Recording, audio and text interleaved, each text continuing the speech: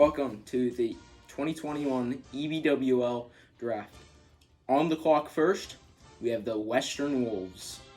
Thank you, Kamish. Now, welcome to Studio B here, and welcome to the draft.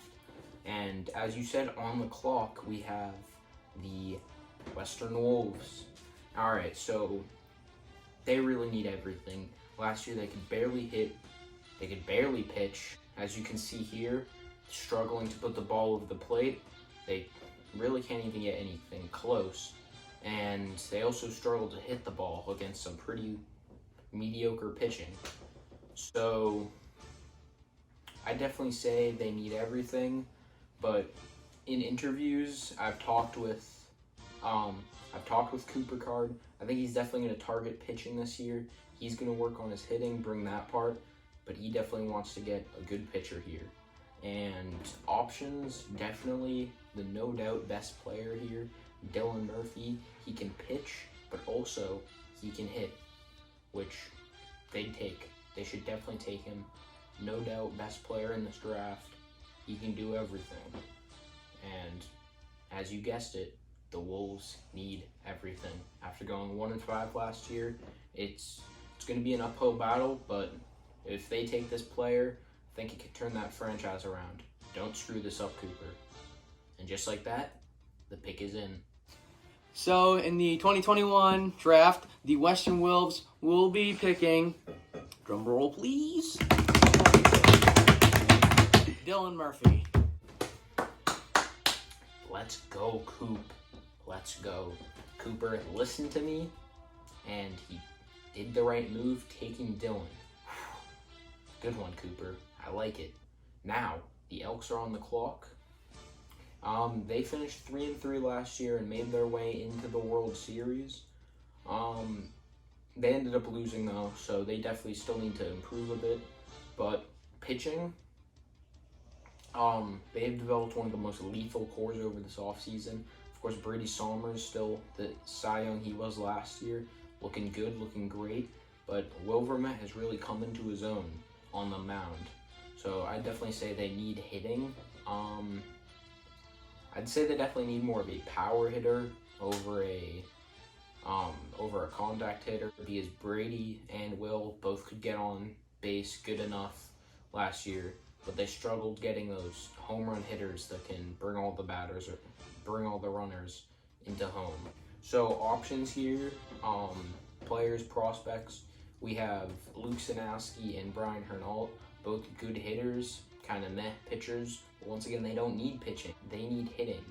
So Brian Hernault, definitely more of a power hitter. Sinowski, more of a contact hitter. They say they need the power. So if I was them, I'd be taking Brian right now. With the second pick in the 2021 draft, on behalf of the Eastern Elks organization, we take Luke Sinowski. Did not see that one coming. Interesting selection there from the Elks. Did not see that coming. They ended up taking Luke Sinowski, the contact hitter and slightly better pitcher than Brian Hernault, leaving Brian Hernault still on the board. They went with Sinowski, more of a contact hitter. So I guess they have a good plan for him. And now on the clock are the Nighthawks to finish up the draft with the third pick. They're on the clock. Now it's hard to say what the Nighthawks need. Anthony, lockdown pitcher, lockdown hitter. Nick can get on base when he needs to. And pitching, he's alright. So I definitely say they need a pitcher more than hitting. Hitting, I'd say they have it locked down. But there really isn't any pitching left. So I'm assuming they'll probably take Brian Hernault here. He's no doubt the best player on the board. He can hit bombs. Not necessarily what the Nighthawks need, but there's really no good pitchers left in the draft. So I'd say just take best available here. And I'd assume that's Brian Hernault. And just like that, the pick is in. Anthony cannot be here tonight, so I will be announcing the pick. And so with the third pick in the 2021 EBWL Draft, the Northern Nighthawks will be selecting Vito Greco.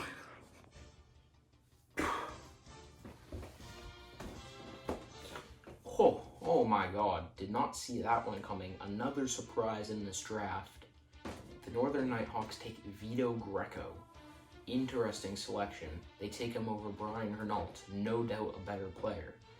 But as I did say, they need pitching, and I'm wondering if they're planning on maybe sculpting him into a good pitcher that can be a nice reliever. That's what I'm assuming they might do. Brian, definitely the better hitter. Probably a little worse at pitching, but pretty even with Vito. I'm not really sure. But this one was a surprise. Now, Vito, he did have some experience last year. He was declared eligible for this draft by the league. They're going to let him be in the draft. Even though he did play a series last year with the Eastern Elks against the Western Wolves in week 2.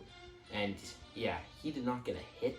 So definitely not a hitter they were going for. But he did pitch pretty all right. Nothing great, nothing to write home about. But he did pitch decent enough to hold his own. So maybe they're looking to build off that with him and maybe make another run for the World Series. And that's about it with us from Studio B. Let's go back down to the stage with some player interviews. So, Dylan Murphy, what are you looking to bring to the Western Wolves organization? So I've been hearing that the Western Wolves didn't have quite a good season last season. I'm just looking to bring great teamwork and skill to the Western Wolves. Yeah, they didn't have much of that last year, so I like that. So, Luke Sanaski, you were projected to go 3rd overall. Were you surprised that you moved up and went 2nd overall to the Eastern Elks? I'm more surprised I didn't go first and utterly pissed off. We're here with Northern Nighthawks player Nick Inguanti. Nick, how do you feel about drafting Vito Greco? A very unexpected pick in this year's draft. Yes, it was very unexpected, but we do have a plan to bring the North another championship in 2021. The fans may not like it, but we do have a plan.